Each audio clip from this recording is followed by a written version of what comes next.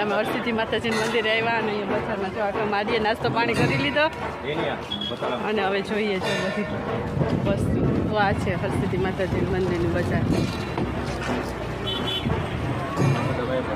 મિત્ર જો આ બધી દરવાજે લગાડવાની છે. આ જો શંખલામાંથી બનેલી છે. દરિયાકાંઠો છે ને એટલે જો આ બધી વસ્તુ 100 રૂપિયાની ચાર્જ છે. આ દરિયાકાંઠો છે ને એટલે એવી વસ્તુ વધારે મળે છે અહીંયા જોઈને. અહીંયા હરસિદ્ધિ માતાજીનું મંદિર અહીંયાથી